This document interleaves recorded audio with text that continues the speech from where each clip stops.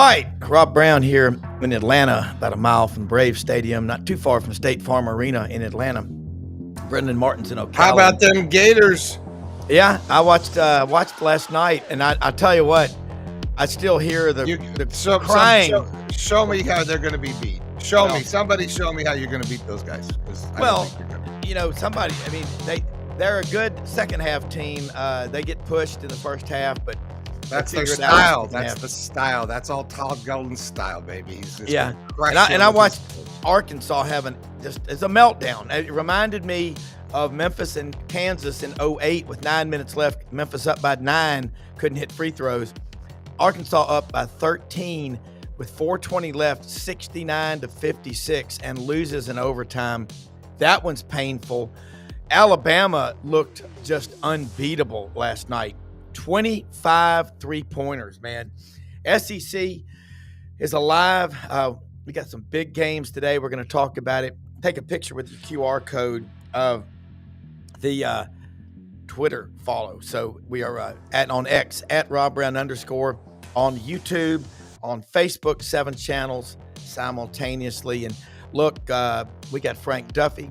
We got Doug Dean. We got Kevin Skarbinski. Scarbo knows.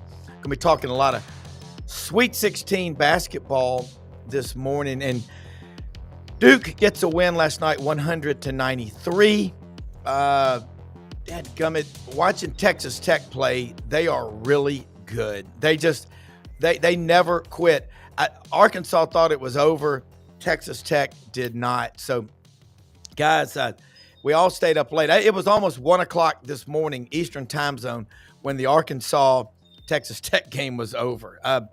They couldn't – I don't know why they picked these late times, but, of course, it's a 3-hour time difference for those people playing in that game out in San Francisco. But, guys, SEC has got one team down, still has 6 alive.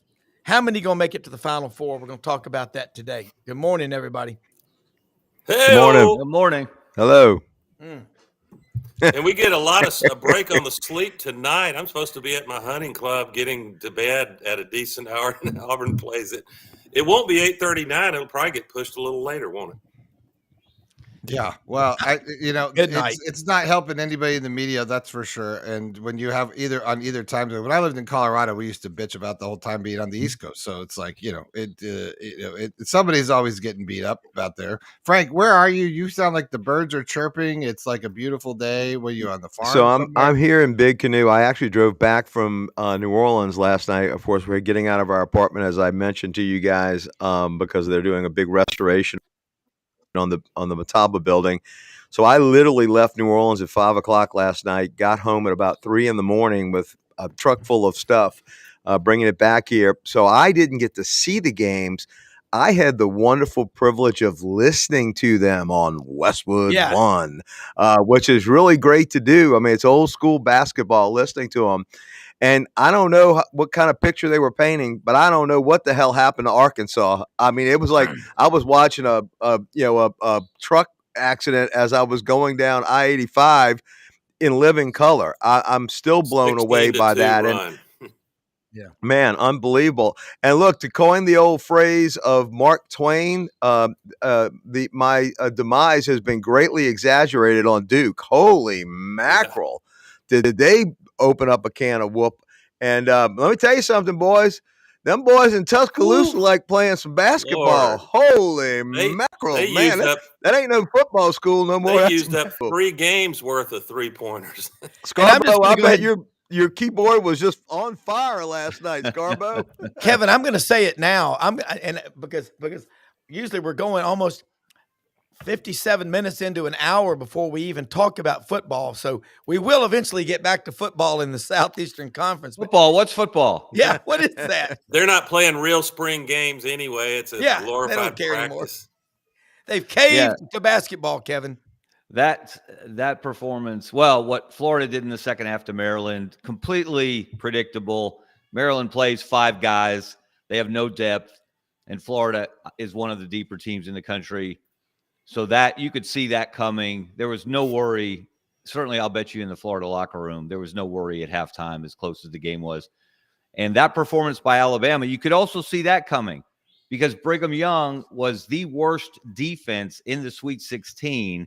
They were ranked in the 70s in Ken Pom and defensive efficiency. 82nd ranked. Was they that after played, last night? That's after last night. They dropped after last night, naturally. Yeah, they were in the 70s going into the game. But they also play a similar style to Alabama. You can't out Alabama. Yeah. You can't out Nate Oates. And when Mark Sears hit that first three early and saw that net dance, set the tone. What it started feeling good to him, and then it spread to Aiden Holloway and Chris Youngblood and Grant Nelson, et cetera, et cetera, et cetera. So that really, to a lot of the nation, that was a shock. Not to any of us who've watched Alabama play under Nate Oates. That was the perfect combination of their offense, a weak defense that went under screens, gave them uncontested looks from three. I don't know what Kevin Young was thinking, the What BYU was that coach, defense? There was no defense, really. Yeah. And so, not getting and that's not to take away from what Alabama did. Not at all. No, because you still got to hit the shots. I mean, they took 50. They were 25 for 51. Yeah, from three. Most attempts ever in an NCAA tournament game. Most makes ever in an NCAA tournament game. Got to get out on the perimeter and contest that. You got to run them off the 3-point line. Look, I'm not a math major or a mathematician, but I understand that 3 beats 2. Yes, it does. Apparently, Kevin Young missed that. Apparently, Kevin Young was sick that day when they taught. Kevin, are you sure Paul Westphal wasn't out there coaching last night? That looked like Loyola Marymount with Hank Gathers, those 135, 140-point scores. That Alabama took their foot off the gas late against BYU. That sounds crazy. And I caught Nate Oates. Post-game interview. Yeah. You talk about exuding confidence. He has no lack of confidence. Oopsies. Lost Frank. Frank come back, but listening on the radio. Yeah, your Iron Bowl might be shaping up, Scarbo. your championship game. Let me good take so far. Although obviously Duke will be a much different animal for Alabama. And they Auburn will guard, and they will in that Elite Eight game on Saturday night. Duke will guard. They're long. They will not let Alabama get that many uncontested threes. But Alabama also can score going to the basket. So I think it's a fantastic matchup. Duke, even though Duke scored 100, let's not overlook the fact that Duke gave up 93 to Arizona. Now, Arizona is very good offensively, but they're not Alabama. So I think we're looking at another wild, wild West shootout between Alabama and Duke. Let me put a great commentary, guys. Put another angle on that tremendous, scorching performance by Alabama last night. And Kevin said it.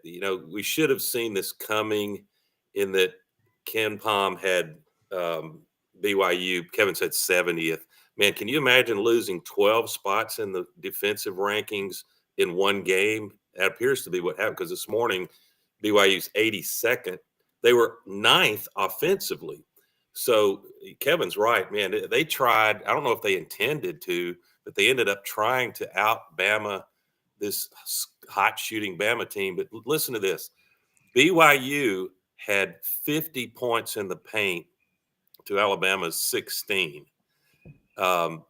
It didn't mean squat, because Alabama dropped 75 points on 25 three-pointers. Now, I actually give Alabama more than a puncher's chance tomorrow when we play Duke. I think Duke has flirted with danger. At one point they were only up by 6 pretty late in the game, but to Duke's credit, they made the plays, and Cooper Flagg.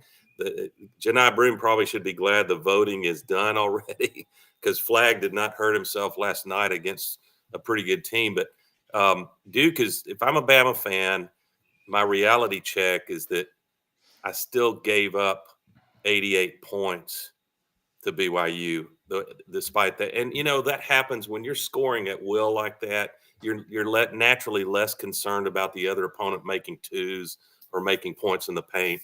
But Duke is number 1 in offensive Ken Pom ranking and 5th defensively. Now, what we're going to find out tomorrow is did Duke fatten up on weaker opponents? So far, March Madness has challenged maybe that assumption because they're playing higher quality teams. But so can Alabama still find a way to drain? I'm thinking 12 to 13 threes, maybe 14, and play elite enough defense to make it, down to the wire game. It'll be fun to watch. I know one thing, that 6.5 is mighty juicy on the amount of points that Bama's getting. Yeah, it is. I juicy. kind of like Alabama in that Me game, too. to be honest. Me too. Grant Nelson versus Cooper Flagg, Kevin. Well, I think you're going to see Mo Diabate probably get the defensive assignment. Yeah. Primarily. It'll be a number of people. And look, he's going to get his. You're not going to hold him to 10 points or 12 points.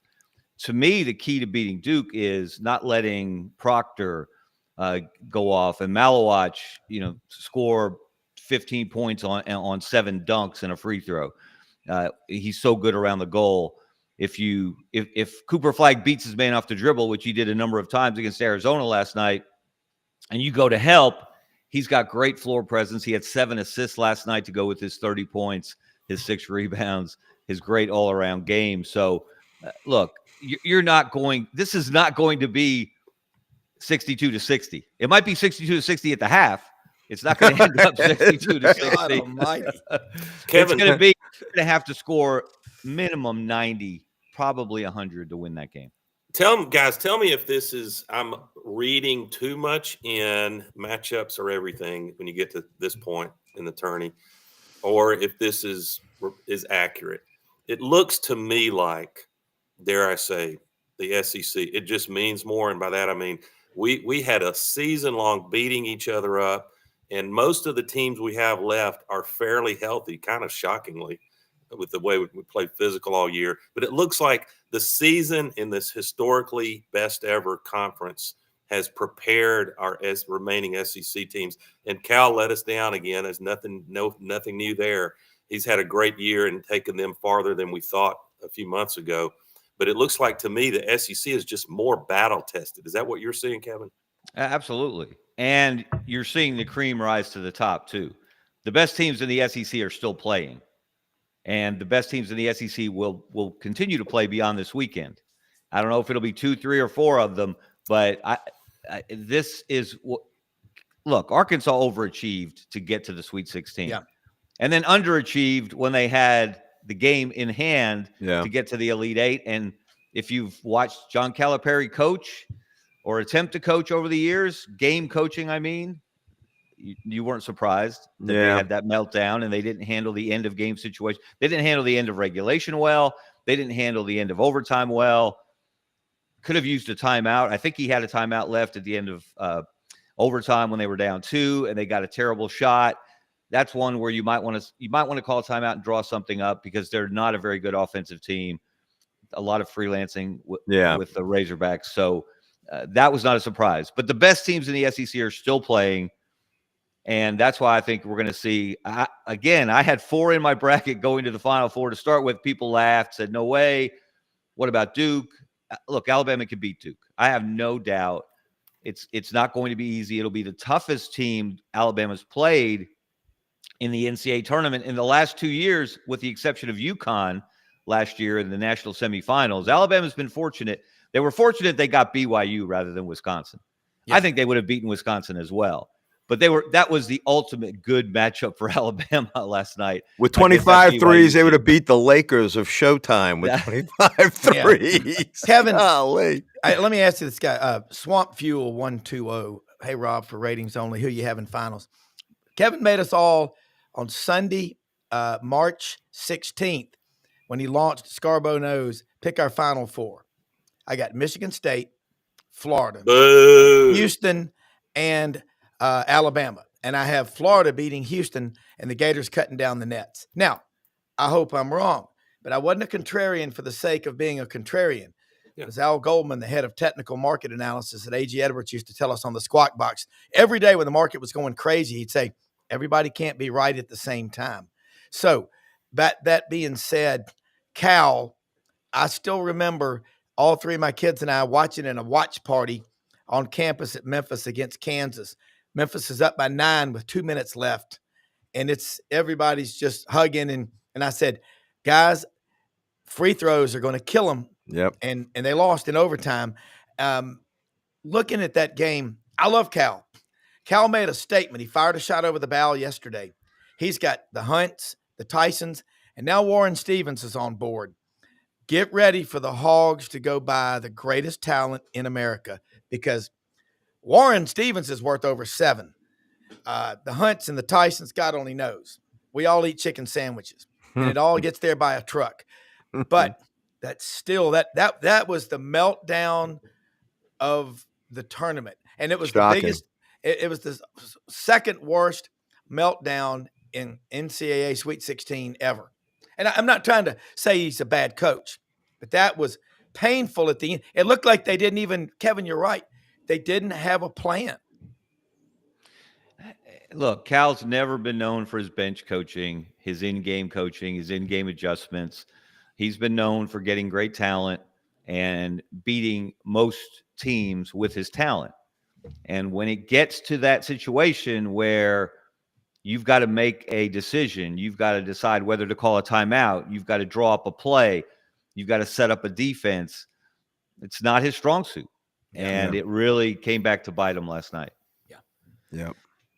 It did. If you're an Auburn fan, you feel really conflicted. You have to peek as fans. We can peek ahead. Coaches better not be doing that, of course. Because I am by no means marked a W in that column against Michigan. I think those two bigs could sort of neutralize what Broome and Cardwell do, and we're going to probably have to have scoring from the guards again, like against Creighton, and not just the second half. But I'm conflicted. Do you want to tempt fate and play Beard's Ole Miss team, which is surging, a fourth time, or do you want to go against Izzo? I think I'd like to see Bruce, if he's going to make the Elite Eight, have a chance to add an Elite Eight victory over Izzo, the great Izzo, to his resume. But you're running the risk of him having a coaching answer that sends you home. What do you think, guys? Well, from a spectator standpoint, it would be fun to see them play Michigan State, simply because they haven't. And we've seen the Auburn Ole Miss movie 3 times now. But if I'm a coach, look, if I've beaten a team 3 times, it's probably because I'm better than that team. Yeah. I got better players than that other coach. And that's the case. Now, obviously, the last one was the closest, but Alabama's beaten Ole Miss by 30 this year, by 10 in the regular season. So there's got to be a doubt in the minds of the Ole Miss players. If that matchup occurs in the Elite Eight, there's got to be at least a nagging doubt in the back of everyone's mind in that program. Can we really beat these guys? I think it's going to be Sparty anyway. We'll know soon. What this Auburn game tonight at State Farm Arena, Auburn will have a lot of fans there. It's going to be played really late. I mean, supposed to be around 10 o'clock tip-off downtown Atlanta. If you don't have a ticket, it's not the kind of place you want to be hanging out outside late at night. I'm just telling you, there's some really that knocks the olds out of there, Rob. Yeah, but I'll tell you, I still see people down there trying to scalp paper tickets. Newsflash, they're all online now.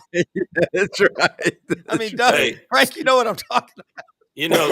Oh yeah, Kevin. I think on a previous show we've talked about the question. It's overdone commentary about this March Madness being so chalky, meaning that the favorites are advancing, and how weird how goofy is it to call Coach Cal as a 10 seed a sympathetic underdog.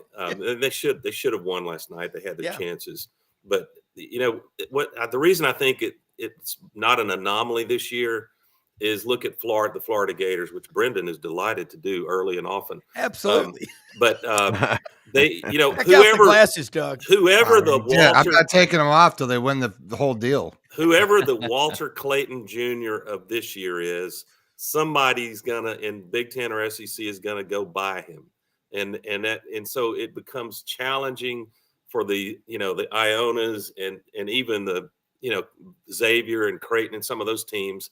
They're going to have to be creative at putting together a deep run, to the extent that talent is what gets you there. That's the key. You got to be able Florida. to find. Yeah, you got to be able to find those guys at the mid majors, the Janai Brooms, the Walter Clayton Juniors, the Elijah Martins from FAU. You got to be able to go out and find those guys, and then you have to develop them. Not every Auburn knows with JP Pegues. He was outstanding at Furman. He was really. I saw him play against Samford a number of times. That dude was really, really good. He couldn't get any run at Auburn this year. He just couldn't keep up with the talent level around him.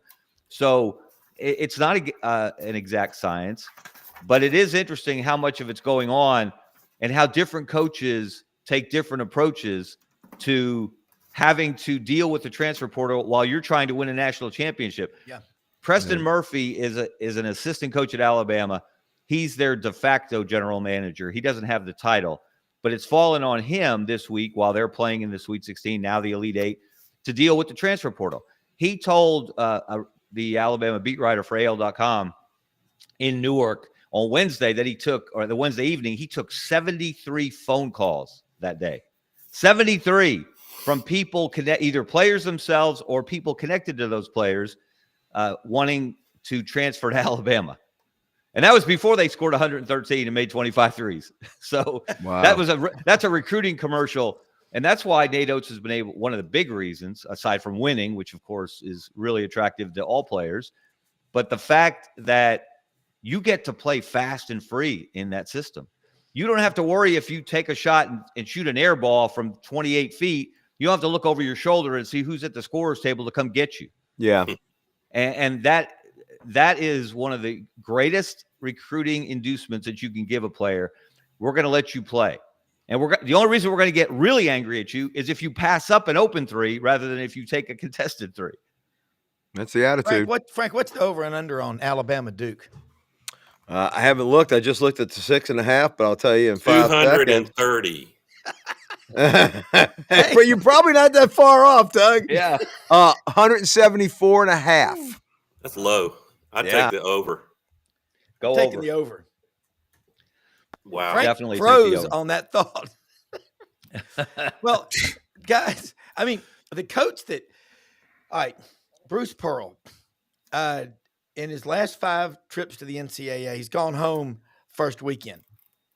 Had one run in the Final Four in 2019.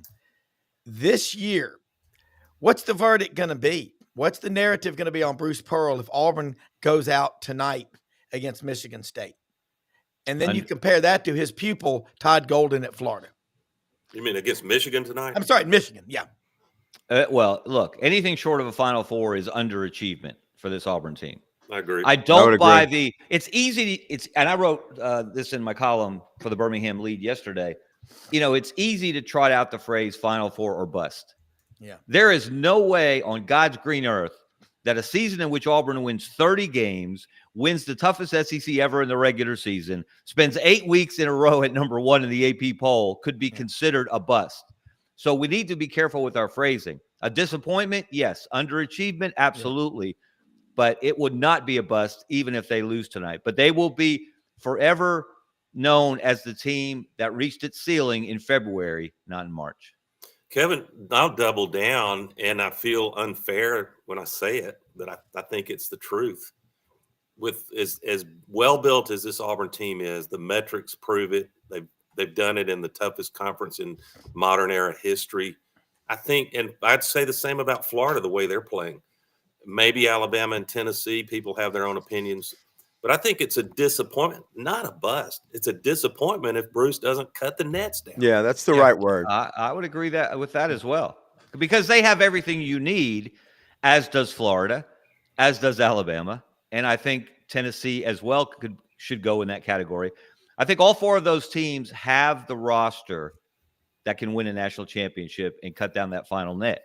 So I think any one of those 4 teams that doesn't do it, and only one of them can, if it's not Duke, and that's the great thing. It's really now Duke against the SEC. Yeah, that's what this tournament's come down to. Yeah, it really is. Let's be honest. You know what? By process of elimination, I'm going to introduce a controversial topic. I stand by the zebra factor. Oh, Lord. I will be watching the early games tonight as an Auburn guy. I get to be a fan, not always an objective analyst. But I want to see Pat Adams' crew in one of those early games, which will mean he's not calling the Auburn-Michigan game. No Cavalier flashbacks. That's a great point. Who is calling the games? Because you're and James Breeding, that Mr. didn't know what a double dribble is. I don't think that crew has gone yet either, but they're on the list. Well, there was a play late in that Duke-Arizona game. A clear hook and hold on Duke. Yeah, and it got called on the other guy. Grabbed the Arizona dude's arm, flung him to the ground. It should have been 2 shots. It should have been a flagrant one at the least, or a hook and hold, flagrant one. Arizona gets 2 free throws and the ball. And they did call Duke for a foul on that one, but it was a common foul. No, it wasn't. They get all benefit of the doubt. Yeah. Look at the number of free throws Duke shoots. The initiating flagrancy, that's a word, flagrant foul, gets Stevie Wonder's calling that one, if you will.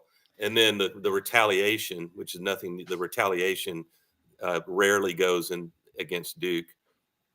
Well, to get me is, you're right about the officiating, and there's a narrative, and there is a narrative in the box of what they want to happen, and it is frustrating as hell. You've got to play great basketball and don't leave it to doubt with them. But I want to say this about Kentucky. They're playing Tennessee for a 3rd time. Now, nobody in the SEC in history has beaten Kentucky more than Tennessee. I think 82 times all time. Now, they've played a lot. What is Kentucky going to do against Tennessee? Mark Pope's team, how healthy are they? How good are they? He's proven one thing. He's a level-headed guy, and he's not over there pulling his hair out. Well, when it comes to X's and O's, Kentucky upgraded significantly when it went from John Calipari to Mark Pope. Mark Pope's really good, especially on the offensive end. They are deficient on defense. Kentucky is. We saw what Alabama has done to them. We saw what Auburn did to them. We saw what a number of teams did to that Kentucky defense this year. That's the thing. Can Tennessee score? Because Tennessee is prone to those offensive lulls where they just can't buy a basket. That's right. And if they can avoid that, look, Tennessee's a better team than Kentucky. But as you said, Kentucky's gotten them twice already. Yeah. And there are going to be a lot of members of the Big Blue Nation in in that arena in Indianapolis tonight, for sure. The ESPN analytics have Tennessee a 63% probability. So, and if you watch that during the game, you can click on the game with ESPN app. You can watch that percentage change in real time. Yeah. And that's like on the 4th and 31 in that fateful Iron Bowl. Like the stock market. Auburn was a 98% likelihood to beat Alabama. 99.9, Doug. I was going to say that 98 was the slow on that last one, that last play. Until the best commentary I saw on that was in the NIT second round. UAB was playing at Santa Clara in California, and UAB was down 17 points in the second half, and the win probability was 0.0000. A whole bunch of zeros and a 1. and some wag said it was at this point that Andy Kennedy told his players, if you don't get your asses in gear, we're busing back to Birmingham. Here you go. And they came back and won. That's Bobby Knight. The greatest motivator is the bench. Beats bench. Yeah. Bench transmits negative signal to brain. He's right. These guys have at some point in the case of Auburn, they were lagging. They were playing complacently. And Dylan Cardwell, in his own words, he cussed them out. Splinters get your attention. Let's hope that the staying power of that cursing runs for a couple more games. Let me say something real quick about one of our sponsors. Take a break here. Winter Timber Outdoors. Doug, it's turkey season. It's closing in on us. You got to get geared up. It's not the Indian. It's not the arrow. It's the Indian. You've got to have the right gear. You've got to have the Migra copper-plated loads for turkey hunting. You got to have snake boots, ground blinds. You got to have the turkeys. You got to have that hen so that gobbler will come up there. The slate calls, the box calls. Doug, you like a diaphragm call. But you got to have the right gear. Poor preparation leads to poor performance. Avoid that. Take that off the list. Shop at Winter Timber Outdoors in Athens, Alabama. They're building a store, a big one, opening soon, possibly June, maybe earlier, in Auburn. They're also looking in the Memphis market. They're looking in Athens, Georgia, looking Fayetteville, Alabama, Fayetteville, Arkansas. So they're growing in the footprint that is the Southeastern Conference. Huge store in Athens. When you go in there, it'll blow you away.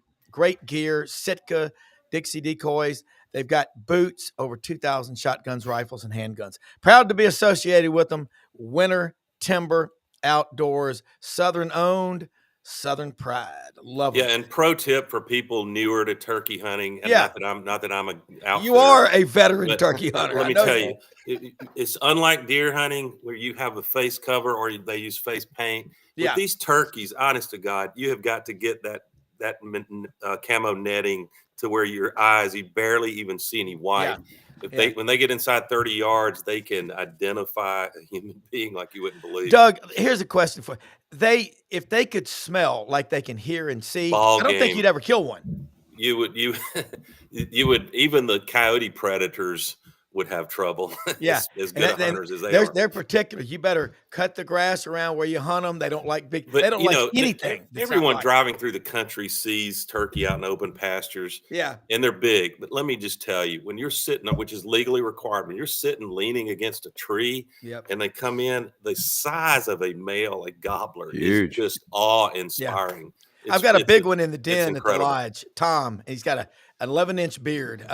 Beautiful turkey. But I'm going to tell y'all something. This basketball season, unbelievable. You look at calmness. Okay, and I think about this watching.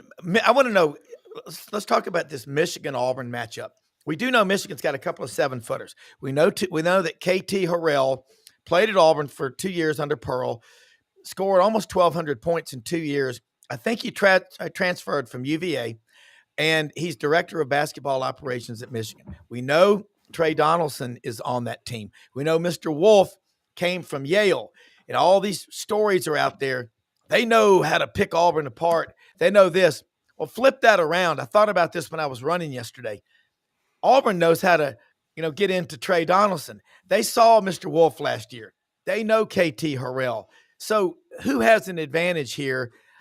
Far be it, 2 7-footers. Lots of people have 7-footers. Arkansas had a 7-2 guy, and they still lost. I seem to believe, or seem to recall, that Creighton had a 7'2" guy named Ryan Kalkbrenner, who was a very good player. Yeah, and he gave Janai Broom some issues in the post. Yeah. And there will be some issues there, but that's a great point, Rob. I think that's overblown. Oh, they know exactly what they're going to do. They've been inside the Auburn locker room. Trey Donaldson, KT Harrell at different points in Bruce Pearl's career there. I think that's way overblown. And let's flip it this way. I guarantee you, in the minds of the Auburn players going into the Yale game last year, they didn't respect Mr. Wolf. They respect him now. Yes. They know what he's capable of. Now they have seen him. They have been on the floor with him. Dylan Cardwell knows what he's going to do, which way he's going to drop step. Is he going to turn and fade? He knows that now because he's seen it. So you don't have to convince Auburn that this is a good basketball team. You don't have to convince them of what Trey Donaldson's capable of in March. Remember NCAA tournament Trey in Birmingham 2 years ago, when he went off against, I think it was Iowa in that second round game. He went nuts from 3, and that's not his game. He's not an elite shooter, but he's capable. So they know what those guys can do, and they'll have a greater level of respect having been on the floor with those guys. I think, I like that. We're spitballing here as far as how things will go, but if I know human personalities and motivation, those kind of dynamics, I think it's more likely that Trey, great player that he is, he's so quick.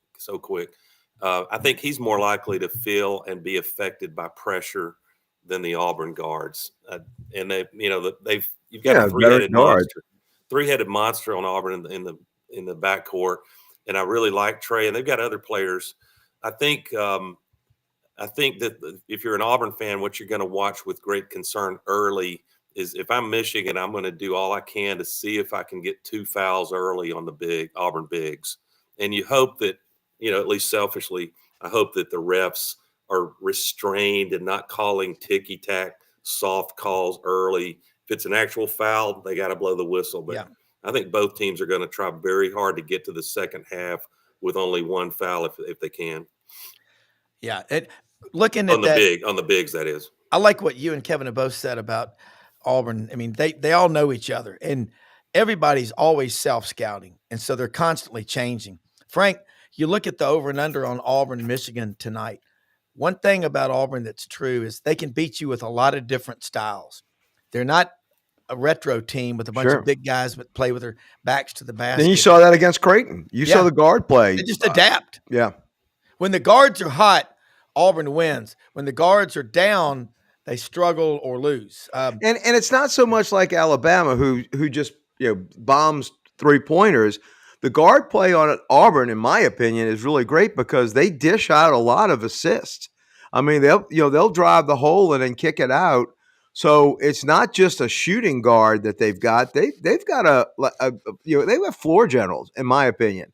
Yeah. I think Auburn's going to play really well tonight. They have to make sure they don't fall into that trap that they did in the first game and fall behind quickly. That, to me, I think Auburn getting out early in these games is vitally important for Bruce Pearl and his team. Well, when you're the number 1 overall seed, you're supposed to win this game. No doubt. But Michigan's good, and Michigan won the Big Ten tournament. But Michigan lost its last 3 regular season games. They were worse and they got run in 2 of them. So this is a game Auburn is supposed to win. Mm-hmm. So the longer it stays close, the more pressure climbs on Auburn. Yeah, you don't want to let them hang around. You're right. Oh no, kiss of death, Rob. 79% Auburn probability. I'd love to know how they. I want to know. I want to meet the Geek Squad. Yeah, no that kidding. Puts together these percentages and how they figure this. Well, by the way, Vegas is saying 8.5, aren't they? Is it 8.5, guys? Yeah, 8.5. Brendan put those lines up there. Brendan, if you could put the lines of he had all the point spreads for all these games, and God, I tell you, the graphics and stuff like that are so demonstrative. Well, I think it's shocking that every bet I make is 100% a surety on my part. I don't take my wallet out. That doesn't work out that way. It doesn't work out that way, right? That's right. I don't go to the window unless I'm 100%. Well, the power index or whatever, the probability thing, it's almost like shorting a stock. The way some of these bets are made, you look at a team, they're a 1% chance to win. All of a sudden, they're ahead, and then bam, things happen. Hey, Rob, real quick, can you imagine the Big Ten commissioner, all the big Izzo, all the Big Ten big time blue blood coaches, Duke, North Carolina, ACC, if we get the following: Auburn, Florida, Bama, Tennessee. God, Final Four. It'll kill them. Oh my God. We will break the Big Ten. We've already broken the ACC. It looks like. Yeah. They'll try to get a bill passed in Congress to stop it. And by the way, you think it was a pretty bad day for North Carolina head coach when NC State just made their recent hire? Wow. Boy, no kidding. That's the hire of the year Wade, so far. yeah. Would y'all agree? Will Wade? Yeah. Yes. It's a strong ass hire. Yeah. It's a great time to go to the ACC. He can have strong ass offers now. Yeah. Right. Yeah. You're right. Yeah. Exactly. Kevin, are we going to have an amnesty day, you think, where people you can say whatever happened in the past and there's no repercussions? Because I've got some stories I want to tell, but I can't tell them yet. Okay, I'm really glad that you mentioned that because that segues into something that's bothered me since last night. Oh, shit. Watch out. So that win yesterday for Alabama was number 11 for Nate Oates in the NCAA tournament. Yep. Since he's gotten to Tuscaloosa. That is, in my mind, and in reality, second in Alabama history behind Wimp Sanderson, who won 12 games in the NCAA tournament. Now, Wimp did it over 12 years. Nate's done it in 6 years. Nate's, unless something really, really cataclysmic happens, Nate's going to pass Wimp either this year or next year. Yeah. But the University of Alabama put out a tweet last night from their official basketball account that said Nate Oates, winningest NCAA tournament coach in Alabama history. And you know why they did that? Because in 1987, the Alabama team with Derek McKee and Terry Connor and Jim Farmer, remember them, and Mark Gottfried, that won the SEC regular season, that won the SEC tournament, was a number 2 seed, got to the Sweet 16 and got run off the road by Billy Donovan and Rick Pitino in the 3-point shot in Providence. Yep. But they did win 2 NCAA tournament games that year. However, between the SEC tournament and the NCAA tournament, Derek McKee and Terry Connor, I think they signed one of those napkin deals with an agent, and the NCAA investigated. They found them guilty. They vacated the victories. So officially, Alabama only won 10 NCAA tournament games under Wimp Sanderson. The state of Alabama, actually, they sued the agents involved. I remember covering the trials. They got really a slap on the wrist based on Alabama was one of the first states to have an agent law that you had to be registered. You had to follow certain guidelines to be an agent in the state of Alabama. Kevin Porter, the Auburn cornerback, was involved in one of those cases. He had signed something with someone. You remember the guy's name? Norby Walters. Norby Walters was the mastermind. Yes. He was the quote-unquote mastermind of that operation. Norby Walters. Yeah, I can see his face now. He had white hair and glasses. Anyway. Kevin, don't you think Nate has got to have a few more years for them to really Well, wait a minute. My point is, okay, what do you do if you're Alabama? By NCAA rule, those wins were vacated. So you can't count them. That's even in the – but from a practical standpoint, and Wimp Sanderson is whatever you think of Wimp, whether you like him or not, he's the winningest coach in Alabama basketball history. Fear to plaid, baby. Fear to plaid. 6 Sweet 16s, guys. 6 in 12 years. 5 SEC tournament championships in 12 years. The scowl. Is it not a slap in his face somewhat? Sure. This was with less than an hour or maybe barely an hour after the game last night. They put that tweet out congratulating Nate Oates. And look, Nate Oates has done a great job, no doubt. And he's 11-4 in the NCAA tournament at Alabama. Wow. However, I know those games happened in 1987. I wasn't there for them. I was covering Auburn at the time, but those games happened. They won those games. And it is so far now in the past, as you said, Rob, should there be an amnesty? Should we give teams their banners back, that like Michigan and the Fab Four? Yeah. What are we doing here? Vacating victories has always bothered me. Fans don't care. They don't, the fans know where they happened. If Auburn lost if any Tennessee lost to Alabama in a big rivalry game and that later gets vacated, you're not seeing Tennessee fans going out pumping their chest. I wonder, Kevin, because I thought this when Saban was kind of at, let's say, the midpoint of his Alabama tenure, and he had 4 or 5 championships. One, I know Duff, one was at LSU, would have been more, but I digress.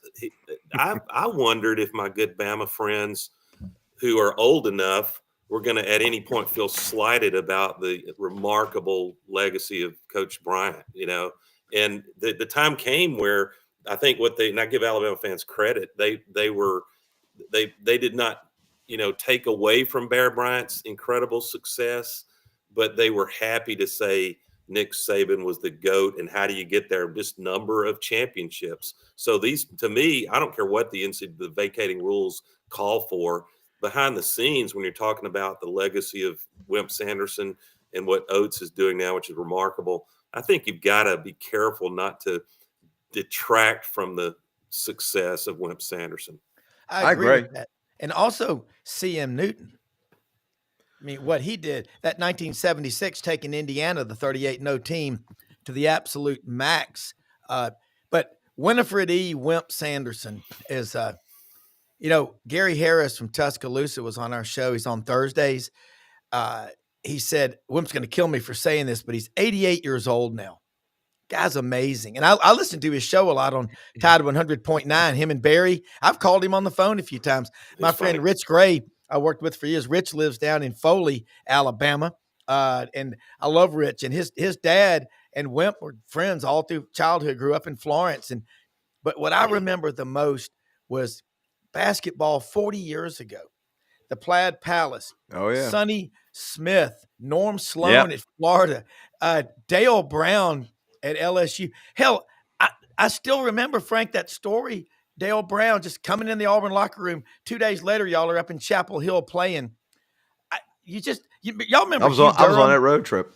You remember Hugh Durham, the old Georgia coach? Yeah, coach? Georgia, yeah. When I was a kid one time in Memphis, he was the coach at the time of, I believe, Florida State. And they were playing Memphis, the old Metro Conference. And my friend Rob Ruffin and his late mother, Lindy Ruffin, lover, she grew up with Hugh. And we got to go ride to the airport with him in his limo or whatever like that and spend a lot of time with him that night. Just a cool guy. But you think about some of these coaches that we've had, let's not marginalize them. It was a different era.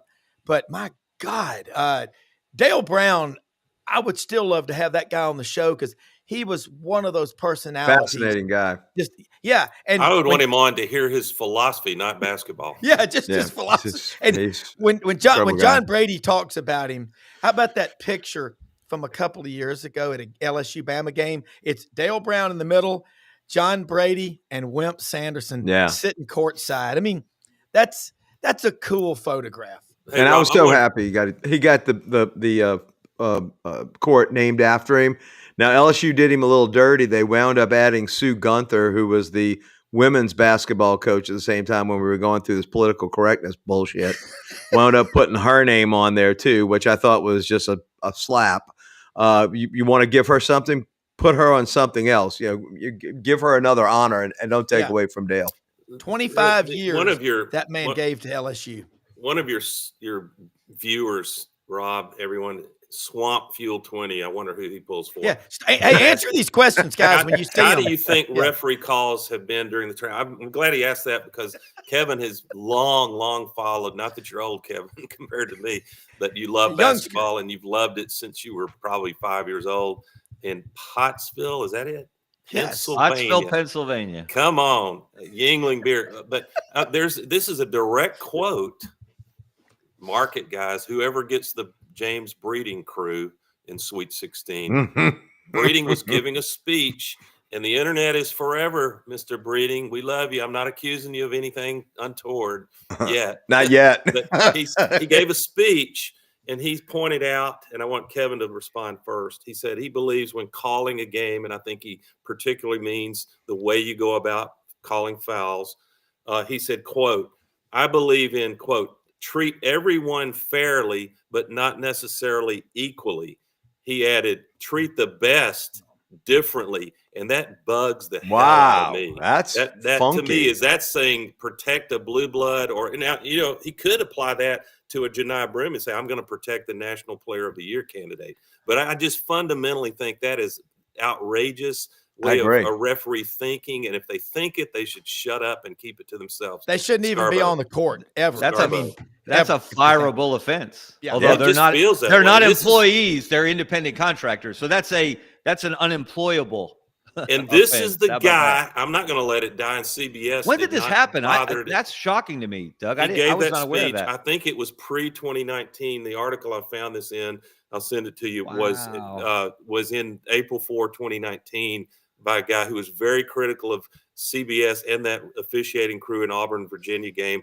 And they didn't spend all the time on the double dribble, which was indisputable, should have been called, would have ended the game most likely.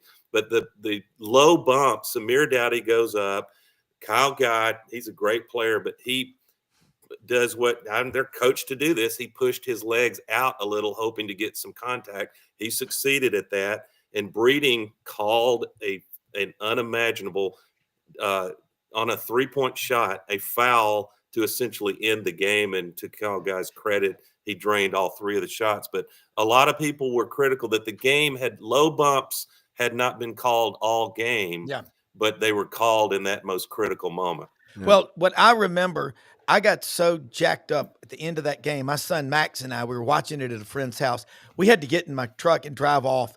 And when we did it, what I remember so well was we had to pull over to the side of the road. We were so excited. And when that call happened, John Thompson was on the radio.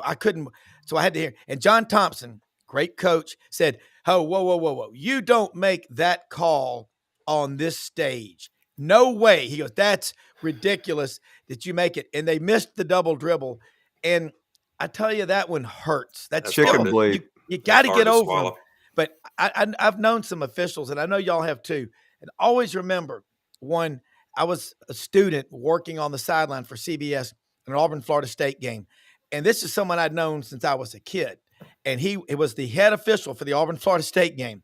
And he walked right by me and acted like he didn't even know me. And he told me later, he said, I hope you didn't take that personally, but I have to be agnostic when I'm on the field. And I said, Mr. Joe, I respect that. This is the same guy who told me about a wiry little old country boy from South Arkansas that Jimmy Johnson thought was going to be a rock star, Tommy Tuberville, because he would fly down from Memphis to Miami to officiate their games. So officials have to be agnostic. You can show no favor. They're not.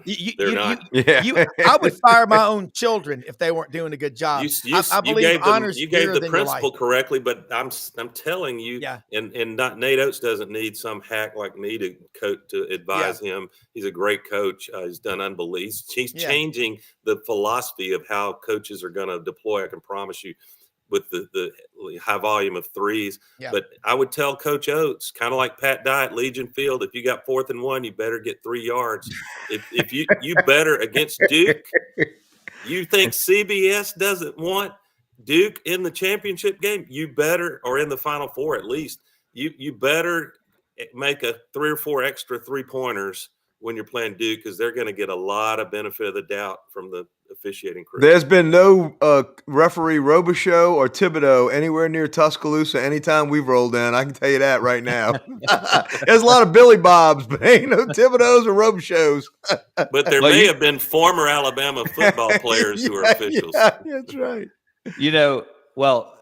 The latest Dan Hurley incident in the tunnel after the loss to Florida last week, and what he said to the Baylor team. Punkish.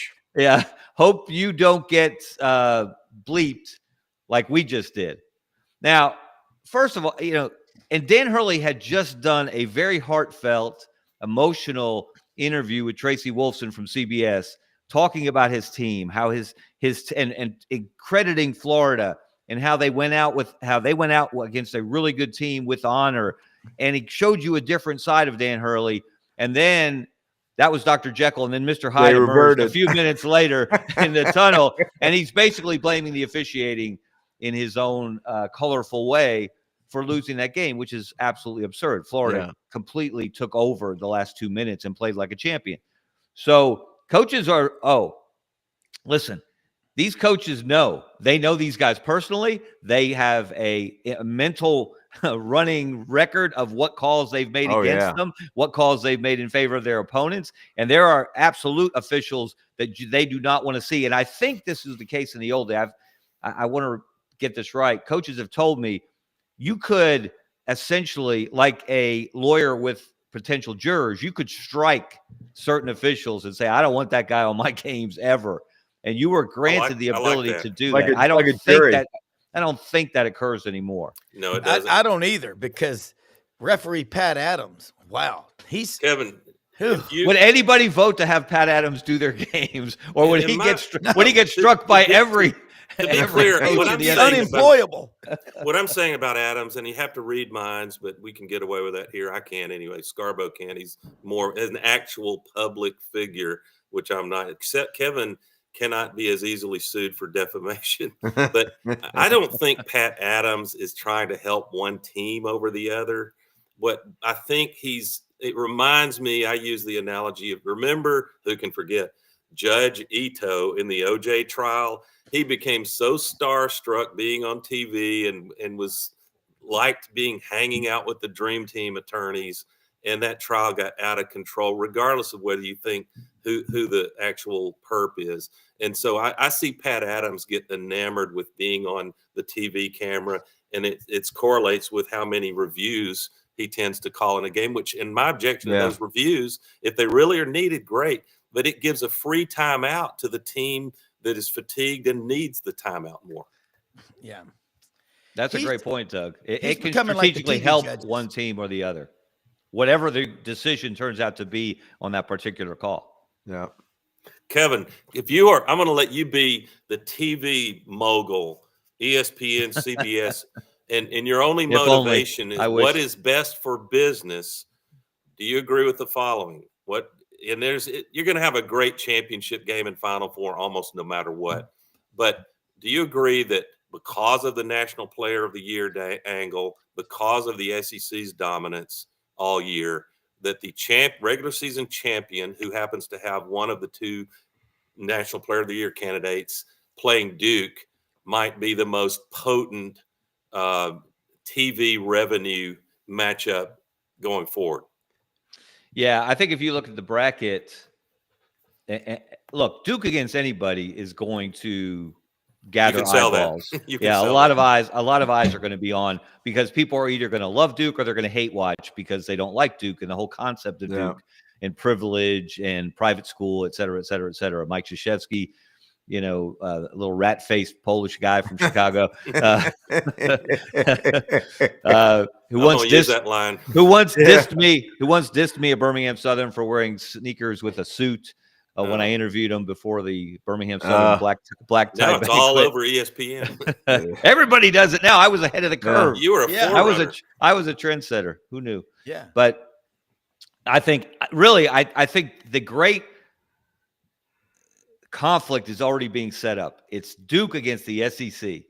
It's Cooper Flagg against maybe Janai Broome or Walter Clayton Jr. or whoever it might. That's what's brewing, is a Duke SEC national championship game. In their minds, I think Alabama's going to beat Duke. What do I know? The Iron Bowl basketball version would be incredible for all of us down in the South. That would be, for me, the ultimate. What I call that stuff, I've posed that to a couple of my Bama and Auburn friends, and they really don't want it. And the reason I do, hey, Brad, that would be maximum joy or maximum agony. Do you agree, Brad? How juicy. Auburn, Alabama final.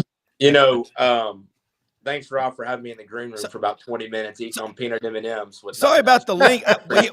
We had a link problem this morning. We were about 11. It was my fault, so my apologies. I'm sorry about that. I mean, I didn't know I wasn't in there, though. I mean, I could see everything going on. I'm just sitting here, and I'm like, at some point in time, there's going to be a long enough of a pause. And, I mean, I heard everything. Guys, great stuff this morning. Great stuff. Speaking of great stuff, we got great deals at Landers Ford all weekend long. Segway. Month ends on Monday. 2.9 for 72 and F-150 plus big discounts, guys. We're down to one 2024 Lightning that comes with the Power Promise, 0 for 72. We got the new Broncos on the lot, guys. Air conditioning now in the back seats of the Bronco, which is something that my wife has complained about for 3 years. So we got them here. We're ready to sell. Rob, I was dying sitting on the sidelines over here on SEC sidelines this morning. Speak freely. Take a riff, Brad. We would have loved that. A couple of things since I've been waiting to get on this stinking show for all week. How was that not a travel in the Maryland game? Cost me so much money last weekend, guys. Colorado State won that 4 game. steps. 3 steps. I was going nuts. I was like, how's that not a travel, and why is nobody talking about it? Yep. Bad beat. I don't want the Iron Bowl in the final game. The guys, the ratings of this Final Four are the best since the early 90s. And I think it's because teams that people care about are actually winning games. It's a great story when FAU or San Diego State makes it to the Final Four and the Cinderellas. But, guys, what we're learning this year is no one watches the Cinderellas. But when your teams are in the games, people are watching. I will eat a little bit of crow, but not full crow.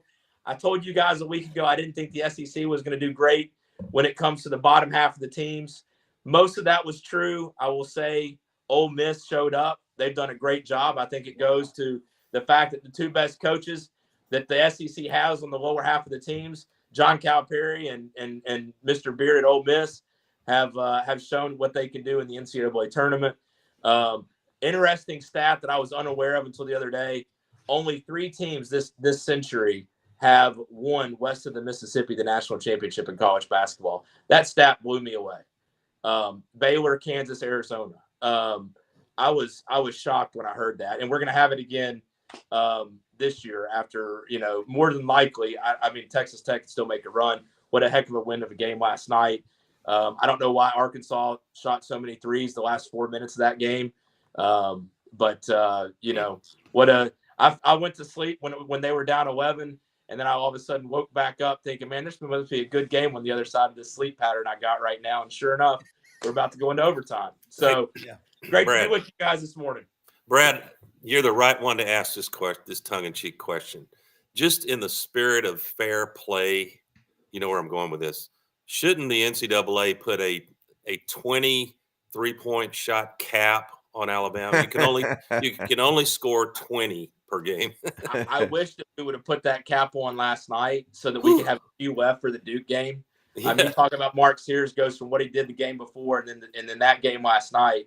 I hope there's still enough left in the tank for Duke. Yeah. I think that's going to be one heck of a game. Yeah, I agree. But I mean, I give Alabama a chance. Guys, we should have all put our mortgages on the over in that game last night between Alabama and BYU. Holy crap, that was a lot of points scored. What was the over/under going in? I think it was probably the 170 range. I didn't bet it. I unfortunately easy money. I bet the under in the Duke game, and that was a big messed up decision on that one. But you know, I think tonight's going to be some interesting matchups. I think that's a big spread in that Purdue-Houston game. Purdue's got a home court advantage in a football stadium, which I think throws everybody off a little bit anyways. It already is expected to be low scoring when it's Houston's playing. So I think that's a good opportunity to take Purdue with the points playing at home in Indianapolis. What a terrible shake for Houston to have that draw. I really wish the NCAA would move away from football stadiums for everything outside of the Final Four.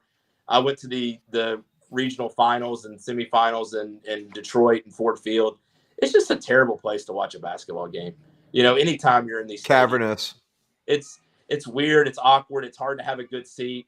I mean, so much better for the Auburn and Ole Miss fans getting to go to State Farm Arena. They made the right choice having it there as opposed to Mercedes-Benz. It's like when they had the SEC tournament in the Georgia Dome. It was just off-putting.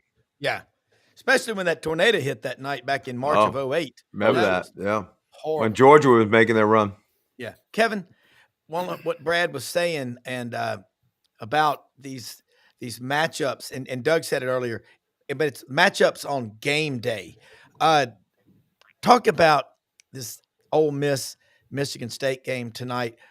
Ole Miss doesn't have a lot of height, but they've got Padilla, who pound for pound is about the most fearless player in college basketball. Transfer from Virginia Tech. I mean, the ACC used to keep players like that. Now he's helping Ole Miss make a run to at least the Sweet 16. Gutty player. And look, people may have forgotten, but Chris Beard has taken the team to the national championship game.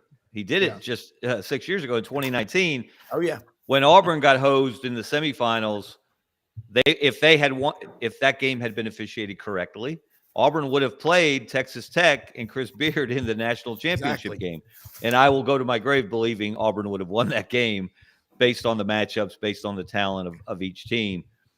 So this guy's not going to be afraid of the moment. His team's not going to be afraid of the moment. Ole Miss plays with a chip on its shoulder. It plays with an edge. That's the way Chris Beard coaches. You know, he's already had to address questions. Someone used the word fraud in a question somewhere along the line in this postseason. Yeah. Someone actually used the word fraud to Chris Beard about his team. Did they feel like frauds? I don't have the exact phrasing. And Chris Beard showed, especially for a guy who once had something to do with Bobby Knight as part of the Indiana program, an incredible amount of tact and restraint in addressing that question. These reporters, somebody asked Bruce, are you panicked? Is your team panicked? Well, that's a great reference, Doug. Wait a minute. Seriously? Alabama. That was a Birmingham. And look, that was a nice guy. He's a Birmingham television reporter. I don't know if he just got in out of his depth for a moment. But to use a word like panic to Bruce for the number one overall seed after the season they've had, the run they've had over the last 8 years. I mean, come on. Well, Brad, I don't know if you saw the one where someone asked Chris Beard a question. It was a young reporter, and he said, "For a guy like you," and he goes, "For a guy like me," You people. Yes. What do you mean, you people? I would imagine Chris Beard has won a fight or two in his life, Brad. And Well, I mean, remember, that's the Rick put. Go ahead, Brad. Careful Well, I with mean, that reference there, Rob. 7 of the 8 coaches coaching tonight have been to the Final Four. I mean, Yeah. when was the last time Yeah. you had a day set up like this in the Sweet 16 Yeah. to where you have this much experience, this much talent on the bench, and then the players? I mean, it is really remarkable how everything has kind of shaped up for us as basketball fans. Yeah. But guys, last weekend of the month, we got a lot of things going on here, and I gotta get going. I got a customer outside my office, but love being with you guys. Love this tournament, and it's gonna be a great weekend. Hey, See you in the championship game. Like Mortimer told Randy, sell. Brad, I Good want you to come dudes. back on earlier next week. Earlier part of the week, I'll bring you back on. Sorry about the link problem. LandersFordMemphis.com. If you didn't buy your last vehicle from Landers, you probably paid too much. But Chris Beard, I've always liked him since I started following him. John Brady told a story. God, John Brady's good on Wednesdays with us. He said, now I was at Arkansas State. He was at UALR, and they won 30 games that season. And he said, we were up on them by 18 at the half. And we had to hang on and win by the skin of our teeth by like 1 or 2 points for a guy like you. That was he's incredibly intense guy, man. Was it Rick? He's really intense. I like it. Was it Rick Pitino, if memory serves, a while back was boldly saying Indiana should only interview one guy, and it's Chris Beard for that job. So, not that Ole Miss, he can do a lot at Ole Miss. And I think I'd be really hesitant to leave the SEC because of the flow of revenue and the opportunity. And Ole Miss fans will spend money if they think you've got a winner. And why do you want to go to the Big Ten where you've got to fly to each coast Yeah. to play regular season games? Yeah. On a Tuesday and Wednesday night. Kevin, can you imagine the great John Wooden, that, as Brad was saying, it's been so long that a West Coast team has cut the nets down. And just wouldn't have seen that coming during Wooden's era. Well, that was one of those. It's not an asterisk by any means on UCLA's accomplishment, but much smaller fields in the NCAA tournament, true regional play in the first week. They didn't even have 3 weekends. There weren't that many teams in the tournament. So they were playing the likes of Long Beach State and other programs out west before they got to the regional, or certainly before they got to the Final Four. So it was an easier road. Now, again, it does not diminish what they accomplished. 10 championships. Was it 11 and 13 years, 10 and 12 years? I forget now, but it's incredible what they did. And to see what UNLV did under Jerry Tarkanian, I'll tell you what, guys, that 1990 national championship game where they beat Duke by 30 in Denver. I'll never forget being in the post-game locker room. I went to both locker rooms. In the Duke locker room, Bobby Hurley was sick, physically sick, and he looked a bit green. And this is a weird recollection, had the worst breath I've ever smelled in my entire life. Wow. He was gassed. They just lost by 30, but I will say Bobby was a stand-up guy. And he was a heck of a player, much better than his brother Dan as a player for sure. Dan's the better coach, but Bobby was a better player by far. But that was one of the greatest displays of basketball I've ever seen in a UNLV team. Yeah. Kevin, going into yesterday, Auburn had played 9 of these Sweet 16 teams. That's crazy. And 9-4 record. They were 9-4 against, that 9-4 against the entire Sweet 16. That's more games against the Sweet 16 than any other team, and more wins by 3 than anyone else against the Sweet 16. Yeah. So Auburn has been tested as much as anyone. Justin Ferguson, Auburn Observer, put out something I saw on X yesterday. He goes, just thought of this. All 4 teams, all 4 coaches in the South Regional at State Farm Arena in Atlanta have taken a team at least once to the Final Four. Pretty impressive. It's murderer's row, guys. That's what Brad said. Yeah, 7 out of the 8 coaches at work. Thank you so much, man. Have a great weekend. Thanks. Y'all have a great one. Good to see you guys. Good to see you. Kevin and Frank, and we're going to wrap it up here in just a minute. That right there. Chris Beard, Tom Izzo, Bruce Pearl, and Dusty May. coming from Florida Atlantic. In his first year at Michigan, this guy's, I mean, he moves the needle wherever he goes. I mean, instantly has Michigan in the Sweet 16. I think, and Brad talked about it, the Cinderellas. We think that everybody wants to watch these Cinderellas, but the ratings prove otherwise. Kevin, I know you've got another show. Let them know about that show, Scarborough Knows, the Birmingham Lead, all the ways they can follow you. As always, appreciate this. And then I'll come back and wrap it up. Frank, as always, thank you. Get some sleep. You're a trooper for coming on this morning, okay? You're welcome, sir. Thanks, Rob. You bet. Kevin, and how do they follow you? Follow me on Twitter at Kevin Skarbinski, my website, kevinskarbinski.com, my new YouTube channel, Kevin Skarbinski Scarborough Knows. There you see the QR code. Unbelievable content. Kevin, have a great weekend. Talk to you a lot. Thank you. All right. Hey, let me say something before we wrap it up. Hewlett and Dunn this weekend. Get out there on the historic square in Collierville, Tennessee. I've got this shirt on. This is what's called the Glacier National Park shirt. They've got one left on the 50% off rackets made by Pendleton. They've got boots. I mean, you cannot, these Anderson Bean boots are fantastic. They've got them made out of everything imaginable that ever ran, flew, swam, or crawled. They've got women's boots, the shortcut boots. They look great. They've got tall boots. They've got snake boots from Danner.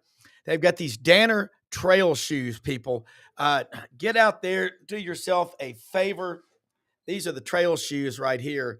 Danner makes them. Love these things. They're so comfortable. You can even run in them. They're open Monday through Saturday, 10 a.m. to 6 p.m. If you got to get boots, a pair that needs to be refurbished, they can take care of that for you, man. And all these boots, Filson, Barber, Schaefer, STS, Devil Dog jeans, Old South clothing, great looking hats, cowboy hats, ball caps, more duck heads than you've probably seen in your life. All at hewlettanddunn.com. For executive producer Brendan Martin, who is making all this stuff happen. Unbelievable. Thank you, thank you, thank you. Stay tuned over the weekend. You never know where we're going to pop up with a pop-up show. Thank you so much. And go to Sideline.live for all of our sponsors. Have a great weekend, everybody. Most often, we see the face of Christ in the least among us. Go make something great happen.